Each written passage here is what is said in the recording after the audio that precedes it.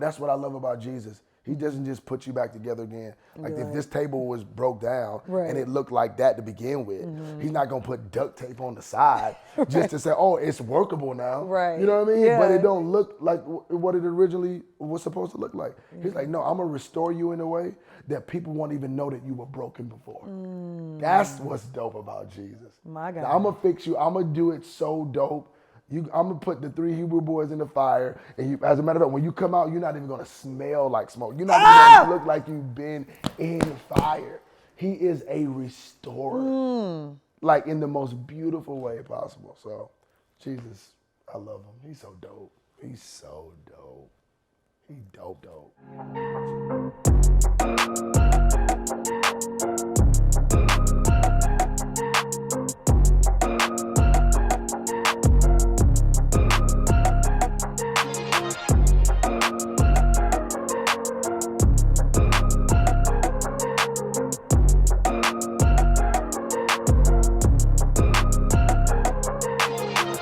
Hello and welcome to this episode of Keep It Positive, Sweetie. I'm Renee Hayslett, and today I have with me my bro, Todd Galberth, the Todd Galberth. Todd Galberth is fine.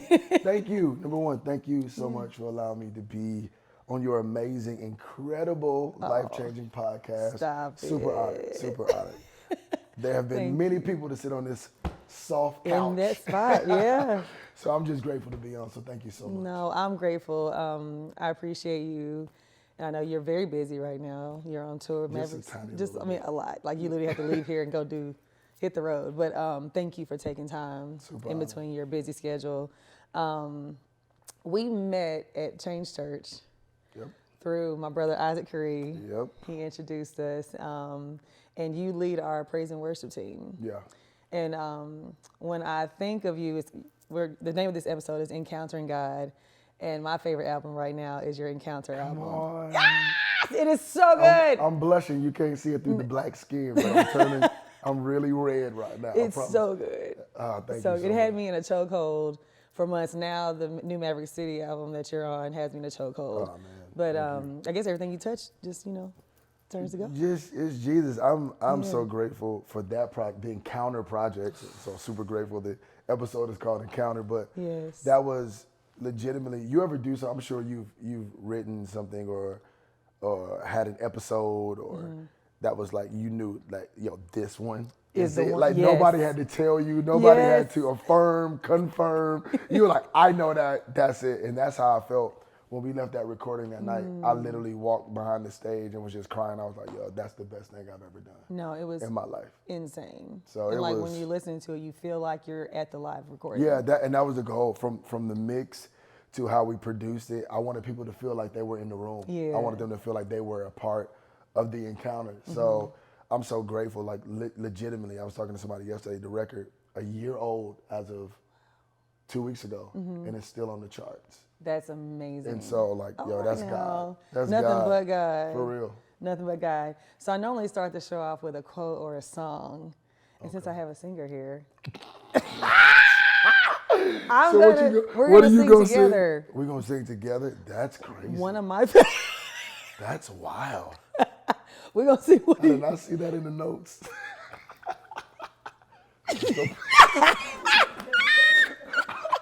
I would have sent back revised script.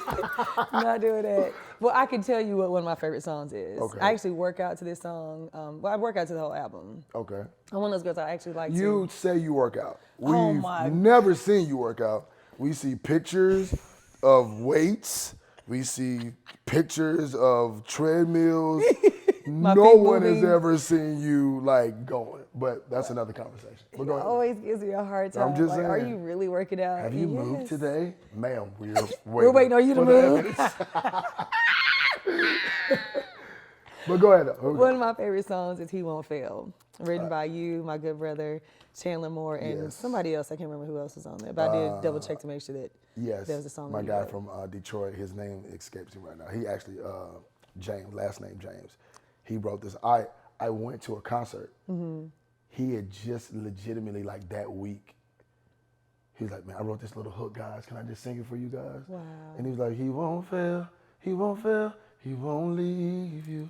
No, he won't fail. I was like, yo, the whole room. I was like, bro, those lines, I was like, he said, man, I don't have anything else with the song, but I just wrote it. I said, well, I'm taking that from you. Come on, you got it. All of your cares. Yes.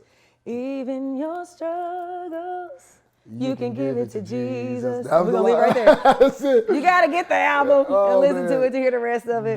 That's my, every night when I do a concert, I look forward. Like, it has never gotten old. Yeah. Like, there are some certain songs you're like, okay, I'm singing this again. But that song is like what I know is going to take place when we start declaring that over the room and in the room.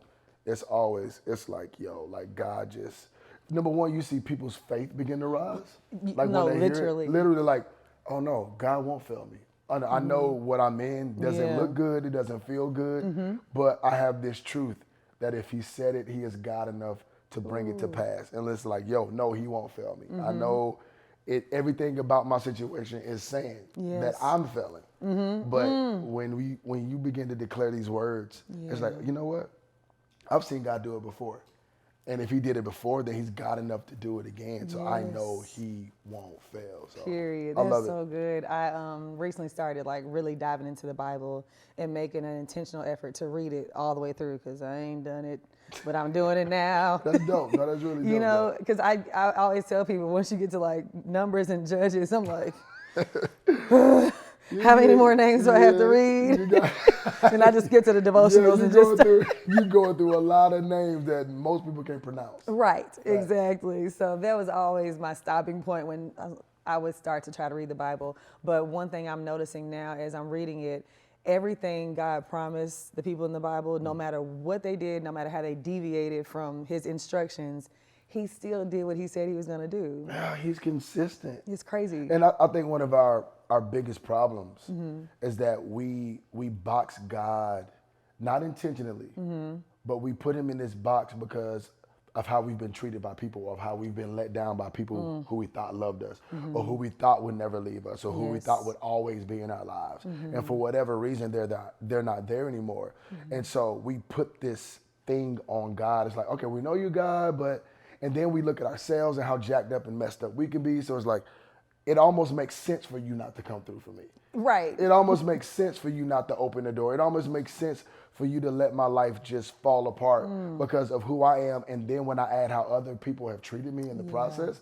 So it's like we box God into this thing where we put human characteristics on him. And he's like, no, let's establish this. I am not like man. Hello. I don't change. I am the same today, yesterday, today, and forevermore. And so it's like, yo, once you understand that, yo, if he said it, that no matter how much you can mess it up in the middle, you know what I'm saying? He has this amazing way of making all things work together for the good of them that love God. So it's like, yo, it's like no matter where you are, like you got to let your past go, let the dumb stuff you've done go, and understand God is not like man. He doesn't operate like man. He doesn't move like man. Period. He is God. So just let him be him. Your job is not to mess it up. It's like, yo, don't get tired of doing good. Be not weary in well doing. For in due season, you're gonna reap. Don't get tired of doing good. Keep doing the right thing. Not perfect thing, but right thing. Right things, yeah. Because people keep trying, and you're like, all right, now how many times am I supposed to keep doing good? And y'all keep trying me. Right? No, that happens. But it's like, yo, you can't like let other people dictate. Especially when you have vision, you have goals, and you know where you're going. You cannot allow other people to dictate, like to mess up what God is doing in your life. So it's like, yo, you keep trying me. I may blow it and give you the response that you deserve. Right. But I'm glad that he makes all things work together for the good of them who love him. Amen to that. Amen to that. I love it. For the people who do not know, Todd, you are a songwriter, gospel artist, praise and worship leader, and actor. You know, I used to do. Actor. I don't like to bring that up around you, but it's, I did a few little chitlin circuit plays back in the day. That's actually how I got started. Awesome. Like I was leading worship at a little Pentecostal church with like 40 members, and I got a call. A friend of mine was like playing drums in a play. I can't remember the guy's name. He was like, "Yo, a background singer got sick. You want to come?" I was like, "How much y'all paying?" He told me I was there with Peña. I was like, yo, sign me up. I'm on the way. Right. And I started singing background. I think this play was called, was it If Loving You Is Wrong? I don't know. That's a Tyler Perry show. Was it? I think the play was called If Loving You Is Wrong. Wow. And I was singing background, and the main character, the main guy, got sick. Wow. And couldn't do a show. And they was like, yo, you seen this show. You been out here singing this show. They was like, yo, we want you on stage. I was like, huh? They want you on stage. I was like, okay. Got on stage. And did it. And stayed on stage. I did it for like 3 years. Wow. So you got bit by the acting bug. Did you enjoy it? I loved it. That's good. I just didn't like some of the stuff that came with it. I want to be very careful what I just said. Yeah, I just didn't I didn't like some of the stuff that I couldn't control that came with it. But being on stage, watching people laugh, watching people cry, being able to sing and it was one of those gifts I didn't know I had until I did it. Right. I was like, oh, I'm not too shabby. Yeah. Hopefully you don't have any B-roll rolling of my chitlin circuit. We're going to find it. Insert here. But I know, right? But no, I loved it though. Just being, having the opportunity to express more of who I am authentically. Yeah. And that vein was really cool. That's amazing. I love that. And that's the way that God made room for you. Yeah, no, for sure. Yeah.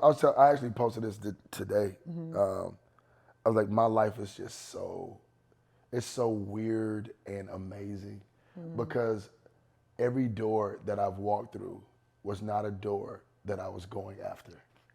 Legitimately, I was talking to worship leaders. I was like, yo, I said, every door that God has opened for me has come through serving somebody else. Like every major opportunity. Yeah. And so it was like the door didn't present itself until I was doing the thing that I was doing naturally, not chasing after something. And from the posture of my heart and just from me serving at my local church or serving somebody else's vision, God always opened a door. I told him, I said, I'm the living scripture of your gift will make room for you. Yeah. Because every opportunity that I've gotten, it didn't exist before I showed up. Woo. Legit. Like, you know what I'm saying? Like, even like we're talking about the plays, there was an opportunity for me to be on stage until it happened. Yes. Like even the jobs and opportunities to meet and write, those opportunities did not exist until I showed up. And when I showed up, God opened a door. God created room. He was in the room. Yeah, he created an opportunity that did not exist before I got there. Wow. And like that's my whole life. So I'm like, yo, people ask me all the time, what's the secret sauce? I'm like, serving. Yeah. I know it feels a little anticlimactic. It's not, but it's like, yo, I've like been faithful and I properly cared for somebody else's stuff the way I would if it was my own. Say that again. I properly cared for somebody else's stuff, for somebody else's vision as if it was my own. Yeah. And I believe from that posture, God has been like over the top, faithful to create opportunities for me to do. I tell people all the time, I won. I'm a little country boy from Rayford, North Carolina. I'm from the sticks. I'm from the sticks. And looking at what God has done in my life, I'm like, I won. And that's why for me, it's like, I'm so grateful and appreciative for every opportunity because I know the truth. I know the rated R version. Hey. I know how faithful God has been. And so every open door, every platform, every opportunity, I'm like, yo, I'm coming in low and I'm coming in grateful because I know it's the Lord's opportunity. It's the Lord's platform, and He's just opened His door for me. That is so awesome. When I think of your album entitled Encounter, when was like the first time Todd encountered God? Man, probably at a revival. Revival? I remember them revivals. A little storefront revival in Rayford, North Carolina, Mount Sinai Church. I'll never forget Bishop Kelly. Bishop Benny L. Kelly was preaching at this revival at my church. And I'll never forget that night as long as I live. Because it was coming to church. I'm a church kid. I grew up in church. Same. It's like just going to church. And I'll never forget it was a revival. I think it was a Thursday night. And when I tell you all I know is I remember waking up in a corner in a fetal position, broken and crying and screaming. But that night changed my life. Yeah. At 16 years old. Wow. 16 years old, that night just like drastically changed my life and my viewpoint of like, He stopped being the God of my mother the God of my father. Ooh. And he became my God that night. Wow. You know what I mean? And that's why I'm so passionate about leading people in encounters with Jesus. Yes. Because religion will not change you. Religion can help you be more organized. Religion can give you some moral principles, but religion cannot change you. Right. Jesus can change you. An encounter with God has the ability to change the trajectory of your life. So that's why I'm like, yo, that's why I go hard. That's why I don't play. I take it so serious. You do. Because I know that this may be somebody's only chance for that encounter. Wow. This may be the Sunday that somebody invited their brother who they've been praying for years to come to church. Yeah. This may be the Sunday that the mother that's been praying for her son to show up and pay for him to come to a concert that I'm at. And he finally made a decision to come. And so how do I approach that moment? I'm like, no, I have to go hard because this may be their only shot. Wow. And I'm like, yo, I tell people I'm a middleman. I'm like, I'm pulling people up, and I'm pulling God down to create this encounter in the middle. That's it. It's like the quicker I get myself out of the way, get past what I got on, get past how good you think I can sing. Because you be fly. No. You put that on. Get past all of that. And like, yo, how quickly can I get you into the presence of God so that he can be exactly what you need him to be in that moment? I'm telling you, Todd, you definitely have a mantle over your life. You are anointed. Literally, there was one Sunday, someone else had started praise and worship. And then all we heard is your voice on the microphone. And it was just like the whole energy just shifted. You know what I'm saying? You have that effect where, and I know it's nothing but God, like it's not you at all. Sure. But God uses you, and it's definitely something that immediately shifts the atmosphere when you tap in with that. I don't say this arrogantly at all, but I'm so grateful that, and people say what it was like. You hear people all the time, especially people who are like not church. They're like, yo, like I don't know what it is or about your voice. Because number one, I'm telling you right now, people think I say this for people to be like, no, yes you are. I do not think I'm a really good singer. I'm the same way. I'm like, yo, no, I'm not that great. I don't think I'm a great. I say that too. No, you sing way better than me. But I do not think I'm a great singer at all. I know the thing that I have confidence in is that I know God's hand is on my life, and I know that he has anointed me to do what I do. Yeah. And the anointing is back on him. It's like he's given me this ability to do something that I couldn't normally do on my own strength. And it's so true. You say, you've been quoted as saying, God is looking for a worshiper, not a song. A worship does not need a song. A song always needs a worshiper. A worshiper does not need a song, but the song needs the worshiper. Yes. It's like, yo, God is not looking for singers. He's like, those who will sing, that's who I'm after. Yes. No, he's looking for worship. They that will worship me in spirit and in truth. Not sing in spirit and truth, not dance in spirit and truth, but worship me. So he's not after a song. He's after a worshiper. And a worshiper doesn't need a song. You may not know a song, but you can open your mouth and open up your heart in a way that you can sing lyrics to God that will never go on a piece of paper or never maybe be on a song on Apple Music that will make him inhabit wherever you are and show up in a way that will be so transformative to your life. So you don't have to be a singer. Right. You don't have to be great singers. I don't feel like I'm a great singer, but I know that God has anointed me to do what I do, and that's where I have my confidence. Yeah, I joked with you last week when I lost my voice. I said, I sound like you, but I can't sing like you. I lost my voice and I was like, I sound just like I live in this raspiness. So you're going to have to, sound man, video guy, you're going to have to put a little reverb on me, turn the highs up, because I sound like a Pentecostal preacher. So. Oh my gosh. When we talk about you being the leader of praise and worship team at Change Church. Change Church. Shout out Pastor Darius Daniels and Pastor Shamika Daniels. We love y'all. Yeah, I do too, man. I'm so glad I finally found a consistent church home here in Atlanta. It has completely changed my life. That's dope. I love you guys, and I love my church home.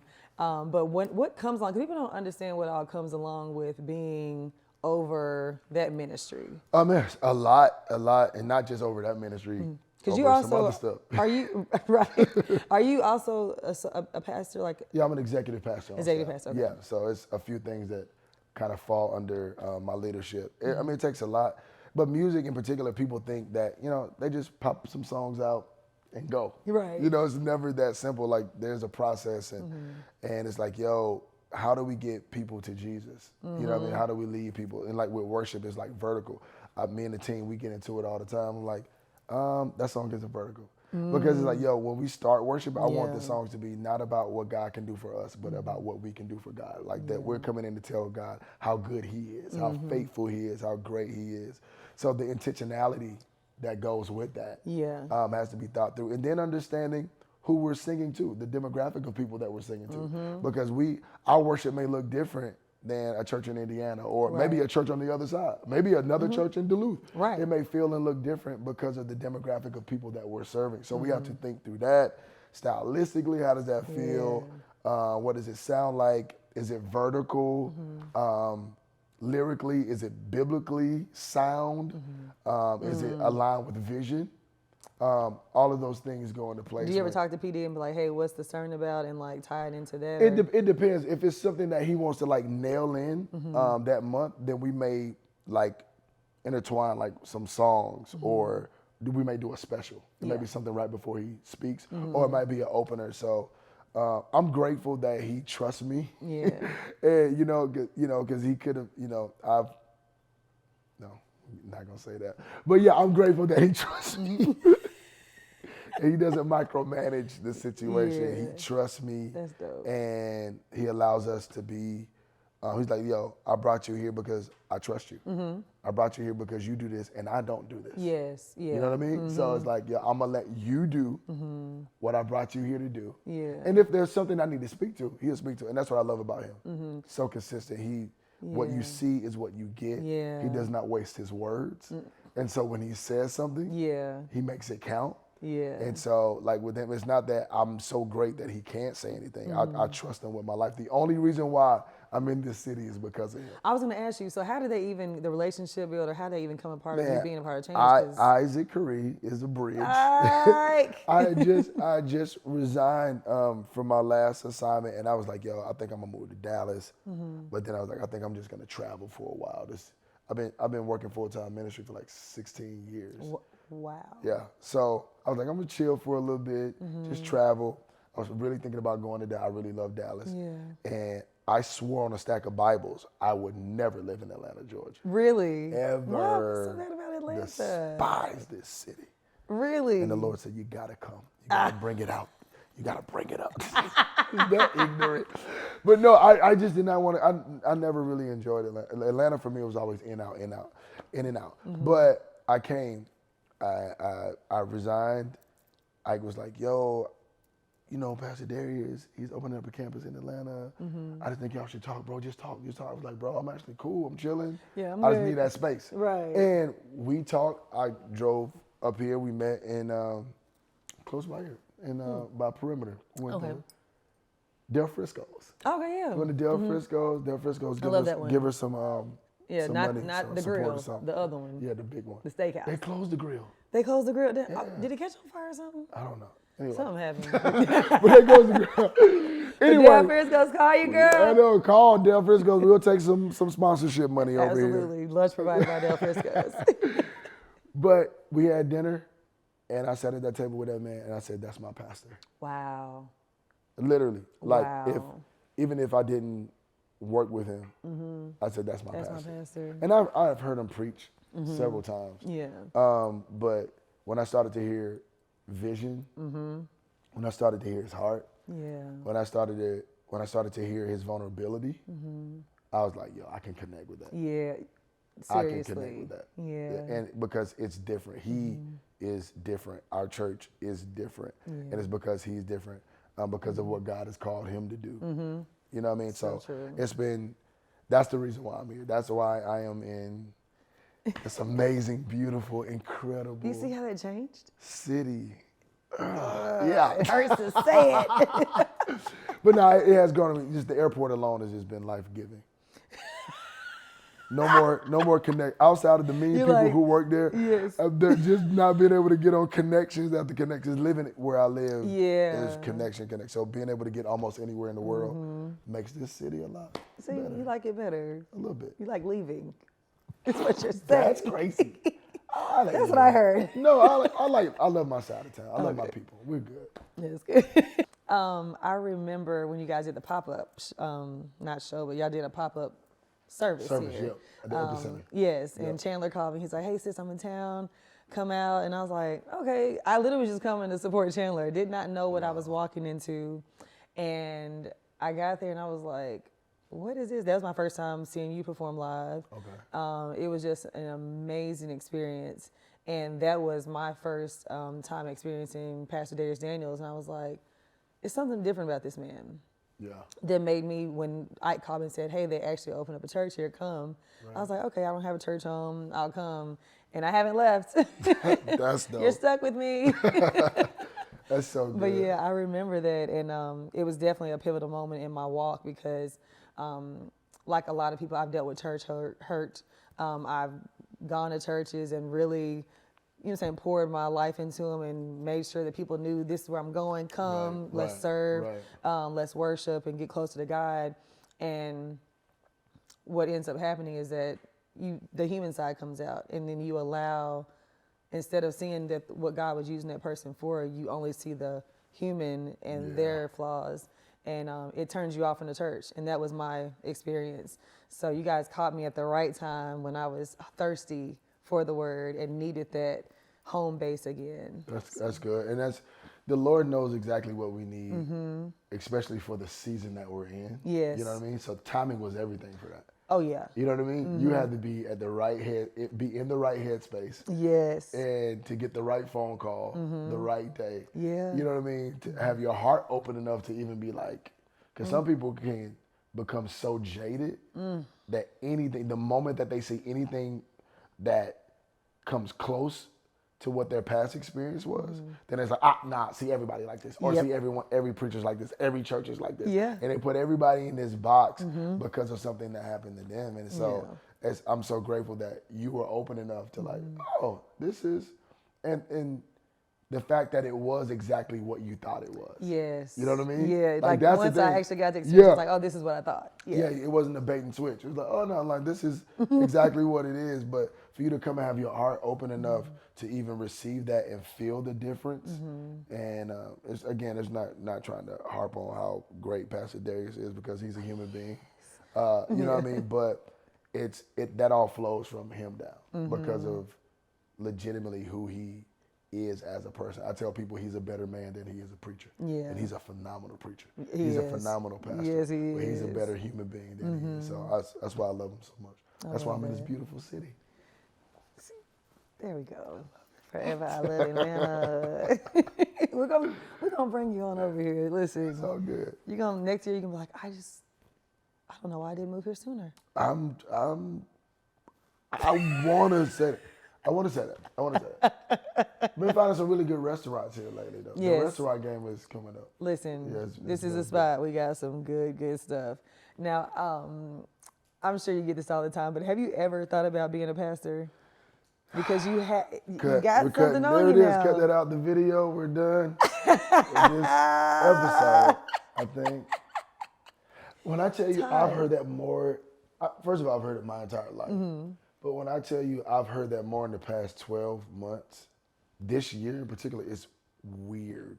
I'm just saying, it's not weird. And so I grew up around everybody wanted to be a pastor. Yeah. So I'm been like I don't want a pastor, I just want to come serve the Lord in this capacity, take my butt home and go get something to eat. You know what I'm saying? I feel you. But I don't know. My heart has really been closed off to the idea, just simply because I've worked very closely with pastors, and people will never know what it takes to do that job well. Yes. I'm gonna say that again, not to do the job, but to do the job well. What it takes is a lot. The sacrifice, the way you put yourself out there, the vulnerability, how open you are to criticism, ridicule, lies, and to put all of that out there and bring your family through that, it's a different beast. So people don't understand. So for me, I'm like, I'm good. Yeah. I worked in the kitchen. I know what it is in the kitchen. Right. So I'm like, I'm good. But at the same time, I don't want the Lord to have to break my legs off if that is you know, the next evolution for me in my life. Yeah. I told God at 16, yes. Yeah. So my answer will always be yes. I love but I'm not pressed at all. At all. Like, yo, I'm good. I will serve somebody else. Yeah. I will be a cheerleader. I will lead worship. I will do some admin, whatever it takes. But it's not something that I'm going after. Now, if it happens. Yeah. Yes, guys, Lord. This is all right. But I'm not I feel you. No, but everybody, like, they see it. They see it on your life. Yeah, everybody. But this year in particular, it's so weird. And I'm like, what am I doing? I'm out here trying to.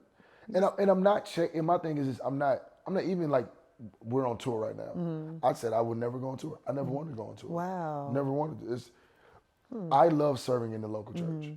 Like, I love watching people go from A to B, B to C, C to D. I love seeing the same people and being able to shake their hands and hug their neck and love on them and speak life to them. Yeah. I love serving in the local church. The local church. A lot of people who do what I do, they want to get out the local church to get on the road and go travel. Yeah. Like, traveling, and that's whipped cream for me. Serving at my church, that's the main thing. Right. Like, that's whipped cream and cherries. It's great. It's cool, but if I had to choose between the two, I'd be right here at my church. I think I know the moment that I thought that as well, because I've heard people say that, but I think the moment I thought about it was on the Encounter album when you talked about doing the pottery.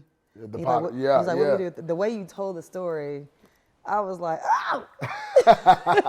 He's like, I'm supposed to throw it away? You're like, no, you don't throw it away. Oh, and how you compared to how God puts us back together again. That's the moment I was like, he got a little preacher in I mean, look, I enjoy speaking. I enjoy all of that. It's totally different. People tell me all the time, like, oh, well, if you can sing, you can preach. Not necessarily. That's two totally different vibes. The preparation. You got one is corporate. The other one, y'all sitting down looking like, you better say something. You better say something good, or I'm gonna get on Instagram right in front of your face. So it's just two different types of preparation, but. Now this is what I will say. The fulfillment is different when I speak than when I sing. Wow. At this point in my life. It's a different type of fulfillment. And so again, I'm not fighting the evolution, but it's gonna be God. If you see a Pastor Todd, you're like, that's God. Right. Go to that church, because that dude, God told him to do that. Right. Yeah, so, but that, I'll never forget being at that Potter. That thing was so life-changing. Oh, my goodness. Literally just being in it and, like, putting your hands on the clay and just having this guy who's not a Christian. Wow. So I'm taking everything that he's saying, looking at the Bible, looking at the heart of Jesus. And he was like, yo, because I kept messing it up. I was like trying. He was like, you got to hold it steady. And it kept falling apart. And I was like, yo, so what do you do with this clay? You know, I'm like, you just going to throw it in the trash can? He was like, no, never throwing this clay in the trash can. He said, I can use this clay. He said, I can use this clay and recycle this clay and use it over and over again. It will never be to the point where it can't be used. I hope y'all didn't miss that. He was like, but for the untrained eye, for somebody who doesn't know what to do with it, then it's easy to throw it away. Yes. But for the potter who understands what it is, he has the ability to say, no, I can still use that. Yes. I can still restore that. I can still put this back together. And but here's the thing, and this is what I love about God. Not just can he restore it and put it back on the wheel and make it something, but he has the ability to make it something beautiful. Sometimes people can restore something and it's like, well, it's not going to look as good as what it was originally set out to be. But God has the ability to take, no matter how jacked up, messed up, toe up from the flow up, your life, your situation, whatever you are in, he has the ability to not just restore you, but actually make you better than what you thought you would be from the beginning. To actually take what you thought how great your life was going to be, that he has the ability to give you the eyes haven't seen, ears haven't heard, neither has it entered into the heart. He has the ability to go above what you can even ask or think. He is not just a repairer. He is not just a restorer. He is the God that makes it better than what you thought it could be from the beginning. Oh! And that's what's dope. That's what's dope. Like, he's not just going to, Like, he's not just gonna put you back together for you to be put back together. No, he gonna put some shine on that joint. He gonna, you gonna be flossy. You gonna be everything and more than what you thought you would be. Amen. And that's dope. That's what I love about Jesus. He doesn't just put you back together again. Like if this table was broke down and it looked like that to begin with, he's not gonna put duct tape on the side just to say, oh, it's workable now. Right. You know what I mean? Yeah. But it don't look like what it originally was supposed to look like. He's like, no, I'm gonna restore you in a way that people won't even know that you were broken before. That's what's dope about Jesus. My God. Now, I'm gonna fix you. I'm gonna do it so dope. I'm gonna put the 3 Hebrew boys in the fire, and as a matter of fact, when you come out, you're not even gonna smell like smoke. You're not even gonna look like you've been in fire. He is a restorer, like in the most beautiful way possible. So, Jesus, I love him. He's so dope. He's so dope. He dope.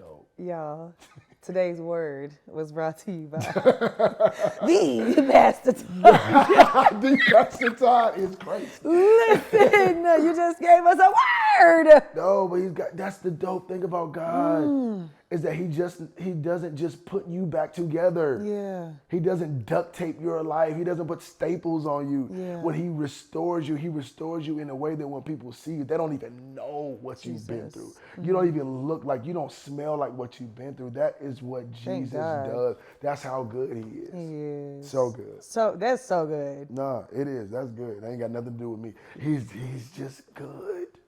He dope. Jesus is dope.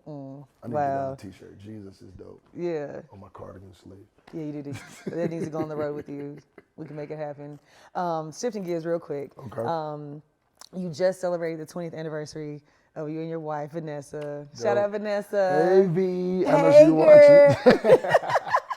watching. And you have 2 beautiful children. I was giving them a hard time yesterday in church when Pastor was going through all these R&B songs. And they were literally sitting in church like this. I looked back, I said, y'all know what he talking about. It wasn't Drake, wasn't Yachty. They were like, what is he talking about?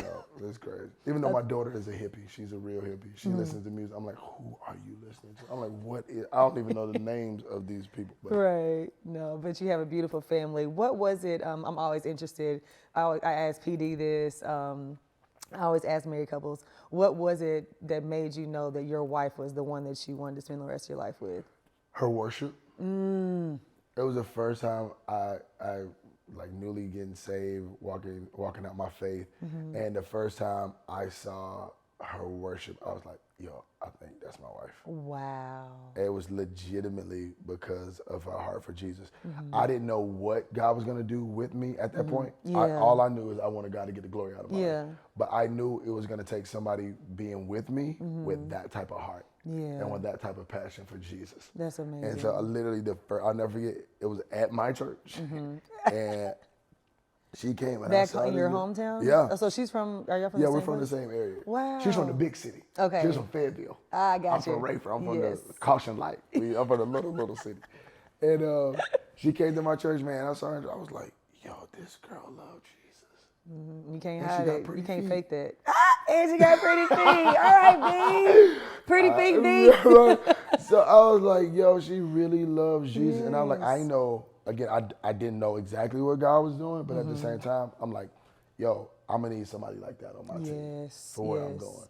And then just to get to know her, and it just flowed. It wasn't work. I love that. It just flowed. Yes, that is awesome. That's awesome. But we met at a bowling alley. Okay. My best friend, Roderick, was dating her friend. She was at her friend's house, and she said, if you want to see me, you got to bring somebody to go out. He begged me, and I wasn't going. I said, I'm never going to a bowling alley with you and some weird girl. And I didn't know her. Oh, but he's like, I just met this girl. I think she's my wife. No, right. She comes to the bowling alley with us. But yo, so we went, and that night I was like, okay, she cool. All right. And then we went to church. He came to church, and we church kids. Yeah. So, we went to church. I was like, oh, you love Jesus for real, for real. Like, and from there, here we are.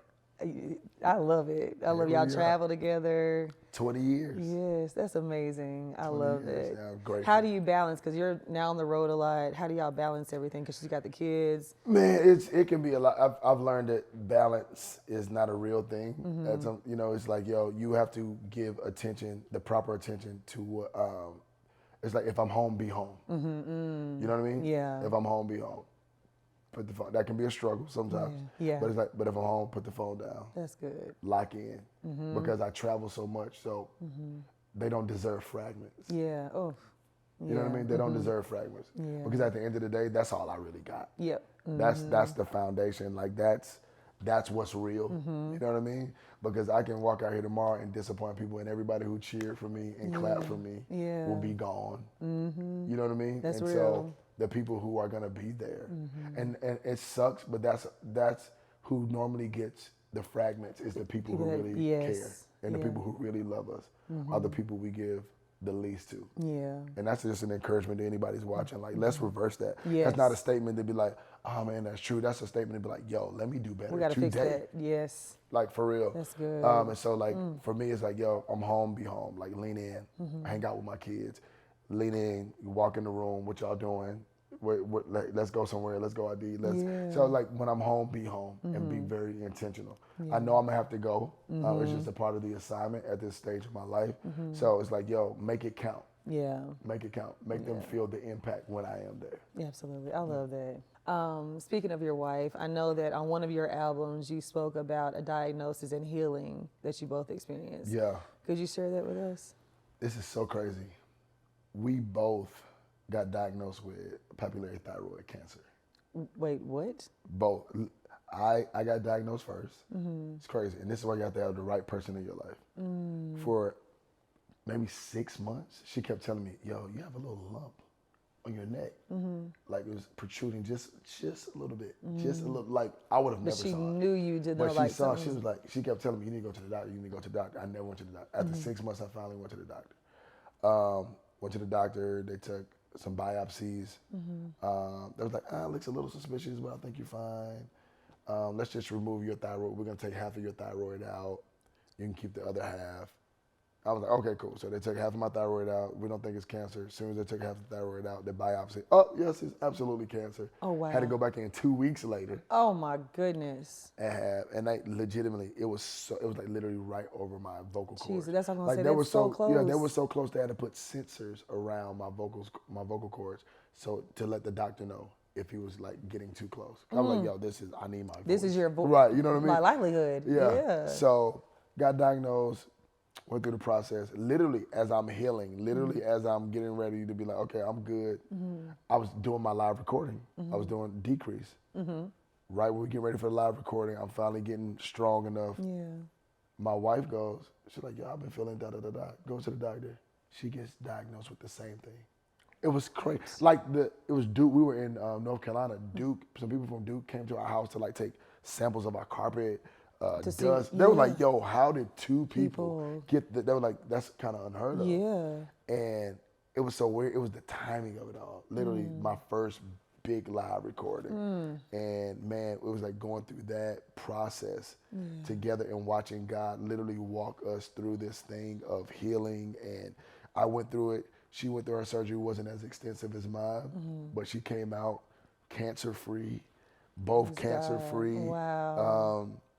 Literally, I think like 7, 8 years now, just free. And it was like the way God, we were just so like, God, why? It was the timing. And I'm like, when God does something, it's like, what are you trying to produce? And I was, again, it was with that album. Yeah. I was like, God, what are you trying to produce through this thing? Yes. And what are you trying to produce through us as a couple? And what is it that you're trying to do through us to get to the world? And it was like, yo, God is a healer. He is. And sometimes it may be by the laying on of hands. Sometimes it may be through medicine. Sometimes it's in your obedience.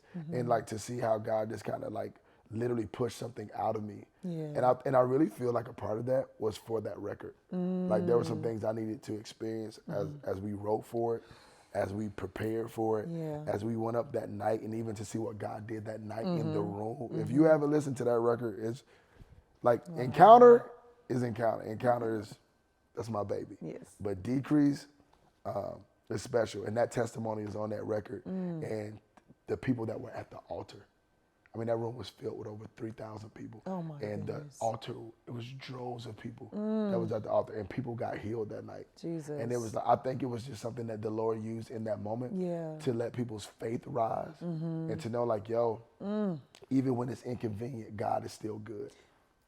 Even when it doesn't make sense, even when the timing is off. And sometimes we can get so caught up, like, man, the timing was just so off on that. Like, God, why would you allow this to happen now? That was why me would this last be back weekend. to back? Right. Like, No what? voice. This I'm don't like, even what make is sense. happening? And he's like, That's just insane. chill. I'm going to make it work. He always does. I'm going to make it work for your good. Just be chill. Wow. Yeah, so I had no idea that both of you went through that. Both got our little scars right here. Oh. Our little war wounds. But God, when I tell you God was so good, for me, I couldn't even sing. I thought I would never be able to sing again. That's scary. Like I could sing. Yeah. Thought I'll never forget. I was in North Carolina. Couldn't sing. I was struggling. And I said, Lord, okay, well, this is just what it is. This is my new normal. And the moment that I tried to accept the new normal, God was like, listen, I was up singing. And I'm literally having a conversation with God while I'm up singing. This is just my new normal. And the Lord said, do you hear that? I'm like, hear what? Do you hear that? I said, hear what? He said, listen. And I was like, I was singing and I stopped singing. I said, I could not believe that you were hitting that. The Lord was like, yo, don't box me in. Like, I just wanted to show you that even if you couldn't do that, I could still use you. Yes. Even if you couldn't do it the way you thought you could, I could still get the glory out of it. But since you're trying to say I can't, watch this. Watch what I do. Watch what I do. He said, you hear that? Bam, I said, yo. So God has been so good, like so faithful. That is so good. All right, the last question I'm going to ask you is, what is next for Todd Galberth? Man. You know what? Next, I could tell you, start the church. No. I know that this year that I'm going to will be a year of investments for me. Investments on a lot of levels. Yeah. Financially, some things that are in my heart that are outside of music, that I want to be a student. I'm going to start, I'm putting it out here on your podcast. QB Pod CD exclusive. Now, do not, this isn't necessarily going to correlate. You're going to make it correlate with what you just said. But I'm starting Bible college next year. Amazing. But that's just because I just want to be a better steward of the word. I'll join. You going to join? Yeah. You going to go to college, Bible college? Where is it at? All right, I thought you were going to teach it. No, I'm not teaching. I'm going to school. She said teaching. No, like, where do I sign up? No, I'm going. I think I'm going to Liberty University, though. Oh, no, I ain't about to pay for no more school. PD, I'm going to take your class. Bible U? You going to Bible U? I'm going to Bible U. Over there. I'm not, yeah, I ain't about to enroll in no college. But that's good. I want to go. I want to make sure. I tell worship leaders that's crazy. I tell worship leaders all the time, we have to have good theology. We're always in front of people. The two voices people hear week in and week out is the pastor and the worship leader. Yeah. The two most consistent voices people hear week in and week out.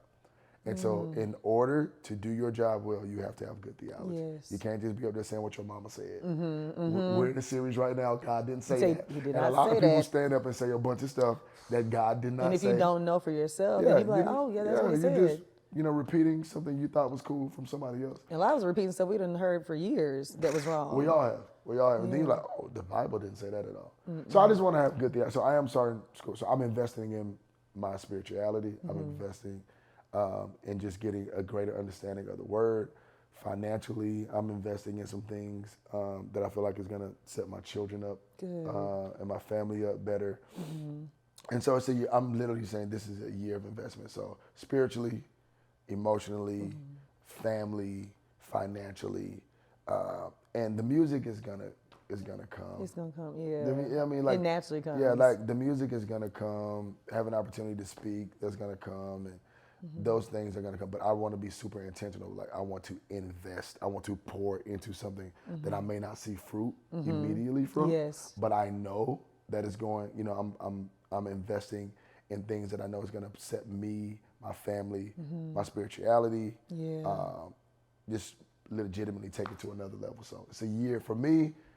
2020, what is it, 4? 4, yeah. It's going to be a year of investments. I'm investing in everything because I'm a person, I like to see it quick. I want to get it quick. Me too. I'm like, I need to, I get a house, I want paintings on the wall. Listen, I'm having everybody there. Right now. I need the pool dug in tomorrow. Exactly. Like, what are we doing? So it's going to be, next year, it's like, I'm intentionally making myself be patient. And it takes maturity to do that. Absolutely. And growth. That's amazing. I'm proud of you, man. Thank you. And God's going to bless all that. I'm not going to join Bible University. Come on, man. Let's go. We got to get this word. We're going to be here doing these podcasts. I told you I'm going to go to Bible U with Pastor Terrence. This man said at Liberty College. Wait. You talking about? You're about college. Like real homework. School, yeah. Yeah. I'm cool. Todd, thank you so much. Thank you. This has been amazing. All right, so now we are going to do my favorite part where our listeners write in, and it's called Positive Outcomes. Sweet. And we're going to give them advice. I love that for us. Yes. We are the ones to be giving you advice. I put on my doctor hat now. Let's go. All right. Hey, Crystal, my name is Kayla. I grew up going to church with my dad, but I was never taught how to pray or read the Bible. It was more like just them telling us what to do. I didn't really believe in God because of those reasons. When my sister passed back in 2003, everyone would tell me just to pray about it. But again, I didn't know how to. It wasn't until a few years later, my boyfriend at the time would just lay in the bed and I asked him, what was he thinking about? And he said he was praying. I then asked him, how does he pray and what does he say to God? After that, I started to pray. But it wasn't until 2016 when he and I were going through the roughest time that I believed in God. I asked God a few days before we broke up to end it if it wasn't meant for us to be together. Of course, I wasn't prepared for what he was going to do. However, that's when I knew for sure that God was real. Be careful what you ask for. Because, honey, I'd be like, Lord, send me a sign. I still struggle to fully commit myself to reading the Bible. I also grew up dyslexic, which makes it somewhat hard for me to understand the Bible. Do you know of any ways that can help me understand and read the Bible? Go to Liberty College. Go to Liberty University. No. You have to bring it to where you are. Mm-hmm. So if it's like, what translations are you looking at, right? So I'm an NIV guy. I love the NIV, and then I go back to the King James. I would say even start with Devos. Devos are great. The Bible app has scriptures that come up every day. They have thousands of Devos on there where you can actually read along with a group of people that you can do every single day. But I would say start with a translation. If the Amplified or the New King James version is a version that you can kind of, read and understand. And when you read the Bible, read it slow. I don't care if you're dyslexic or whatever. I don't care if you have a perfect IQ. Yeah. Read it and read it slow and read it again. And then when you read it again, read it again. Mm-hmm. And then you have your Bible and you may get your little commentary where it explains it. You know what I mean? It's like, there are so many tools out there. Mm-hmm. You can go to Google and ask Google. Google has that ability that'll send you to different resources that will explain the Bible to you. Like, there are so many ways if you want it. And I can tell in your heart to write in, it's something that your heart desires. Yes. But I was like, find you a translation that you connect with. Find you a Devo. Go to the Bible app. It's legitimately the Bible app. Mm-hmm. Jump in a Devo.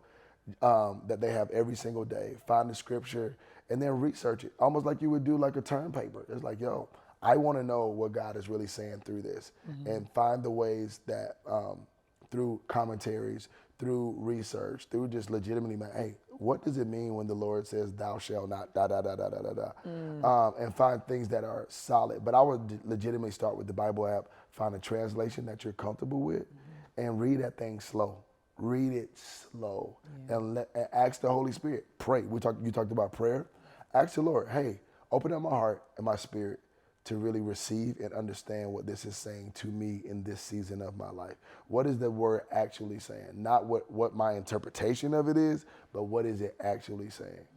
And so find you a great commentary. Like find you one that you can go to a Bible Christian bookstore and find one that's really good. The Tony Evans Bible is great. Oh, love Pastor Great resource because it explains it as well. So check that out. Find you a commentary, read it slow, find a translation that connects with you, and then go back. I tell people always go back to the King James Version and look at it as well.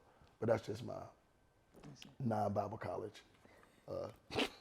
We'll see what you say next after your first semester. First semester, I might come back up and like, look, I got a better way to answer that there question. There you go. All right. Kayla, I'm going to echo everything he said. I feel like you answered that perfect. I don't want to come behind that. That was perfect. Perfect. So I pray for you. We both are praying for you that you get through everything that you're going through. But yeah, everything he said, and just take your time with it. Don't rush through it. Read it slow. Read it slow. Yeah. All right. So now we do what I'm going through and what I'm growing through. Okay. Right now in this season, I am growing through listening, learning to listen to God, learning to listen to my inner voice. A lot of times my voice is a lot louder than God's, you know. So that's what I'm growing through, what I'm going through. And I'm growing through, I think right now, growing through the what ifs. You know, I have a lot of what ifs in my life, and I'm like, okay, well, what if this doesn't happen? And learning, you know what, just let God take the lead in every area of my life. Got you. Yeah. So, what I'm going through? What I'm going through, man. I think what I'm going through is a season of growing up. It's like what I was talking, like I'm 41, right? And there are just some areas, because they haven't fallen apart, that I've just kind of like been chilly in, or I'm just like, okay, it's not killing me, you know what I mean? But it's not growing me either. So lay aside every sin and wait. And sometimes we can lay aside sin because that's obvious, right? Yeah. But then it's like wait, the thing that stops us from moving as fast as we could. Yeah. And so I think I'm like going through a season of like growing up and getting rid of weight. That's good. You know, getting rid of weight, things that have slowed me down. I'm terrible with procrastination. Me too. I like terrible. Oh my goodness. When's your birthday? December 18th. Oh, that's my mom's birthday. What? Yeah, we're going to get a real good gift this year, Mom. I'm excited for both of us. But yeah, like procrastination is great. But it's like I want to grow up in some areas that, because they haven't destroyed me, but I know that they're holding me back. Yes. And stopping me from getting to where I'm trying to go, as maybe quicker than I could. Absolutely. If I just dealt with these things and grew up in these areas. That's good. And so I feel like that's kind of what I'm going through and growing through. Yeah, like all the same thing. Yeah, sometimes I feel like I'm going and growing through the same thing. Yeah, because I want to have victory over those areas, and because I want to. It's like, yo, it's not a testimony until you got victory over it. And so I want to be able to help people through those types of things. And so I'm like, yo, I gotta grow up. Yeah. I gotta legitimately like, yo, okay, it's not killing you, bro, but you could be so much further if you just dealt with this differently. Yeah. If you just grew up in these certain areas of your life. Right. Yeah. Right. All right, and the last thing we do is keep it blank, sweetie. So what would you tell the audience if you had to fill in the blank for this week? What would you say? If I had to fill in a blank? Or keep it blank, sweetie. Keep it blank, sweetie. I can go first if you want. Yeah, you go first. Okay. You go first. I'm going to take a sip of water and see what I can come up with. Let's see. I would say keep it open-minded, sweetie. Keep it open-minded. Yeah. Oh! That's for you, too. Keep it open-minded. Keep it you're saying keep it open-minded? I would say keep it honest, sweetie. That's good. We're living, I hate when people say we're living in the day. I mean, people need to be honest no matter what. But we get so little truth in our relationships. Yeah. And the majority of the stuff you hear from people are things that they think you want them to say versus truth. Yeah. And the relationships that I'm falling more in love with are the relationships where people tell me the truth. Yeah. And like the honest, like hard conversation, honest truth. And those are the relationships that I'm fostering and leaning into, because we get such little truth with people. And people will watch you fall apart. People will watch you do dumb stuff. People will watch you have a booger in your nose and not say nothing to you. But people will just watch you in all facets of life, knowing that they have the ability, because of the proximity that they have to you, to be able to speak to some things. But I don't know where the fear comes from. And a lot of times it's fear of falling out, fear of what saying the truth will bring in the relationship. But I'm like, yo, tell me the truth. Yeah. Tell me the truth. Yeah. I appreciate the truth. I can grow from the truth. Absolutely. But don't let me fall. And you had the ability to say something or to speak to something. You know what I mean? Like, because of fear. Don't, you know what I mean? Tell the truth. Yeah. In love. Yes, exactly. In love. Yeah. Not maliciously. You know what I mean? Because it can be different. Because people can snap on you and tell you the truth. Hello. And what happens is most people tell you the truth when they're aggravated. So then it doesn't even hit the same. Yeah. But if you tell me when we're sober. Yes. You know what I mean? Like, you can absorb it. Yeah, it's like, it's not, I number one, I know it's coming from the right place. It's not coming from a malicious place. It's coming from a place of love. Right. So tell the truth, sweetie. I love it. I love it. Ladies and gentlemen, Todd Galberth, thank you so much. Thank you. Thank you for letting me sit on this couch. I've been watching this couch, and it's as comfortable as it looks. You know what I'm saying? People, it's comfortable. It's very comfortable. I'm going to take a nap after this episode. That's what most people say. They're like, this felt like therapy. Now I'm going to go to sleep. Right. But you got to go because I got somebody else going. And I was late, y'all. I was late, too. I'm just going to put that out. I was late for this episode, but it was amazing. So you've actually made up for the lateness, because this was really good. Thank you, because your producer, she don't play. Yeah, she don't play the radio. You know they cut out recess in school because she didn't play? I get that. I saw that on her face. Oh, yeah. I saw that on her face. All right, guys. Thank you so much for tuning into this episode of Keep It Positive, Sweetie. If you want to write into our Positive Outcomes open listener letter, please write into keepitpositivesweetie@gmail.com, and that's sweetie with an IE. You can follow Kips on all platforms at Keep It Positive, Sweetie, and you can follow me on all platforms at Love Crystal Renee, and that's LUV. Todd, tell the people where they can find you so they can follow you and keep up with you. ToddGalberth.com. Instagram is my social media drug of choice, and that's T Galberth, TGALBERTH, on IG or Facebook, or TikTok sucks for me and my algorithms, but it's a great platform. Yes, make sure you guys follow him, and make sure you guys tune in. We have some more great things coming. You know what to do in the meantime. Keep it positive, sweetie.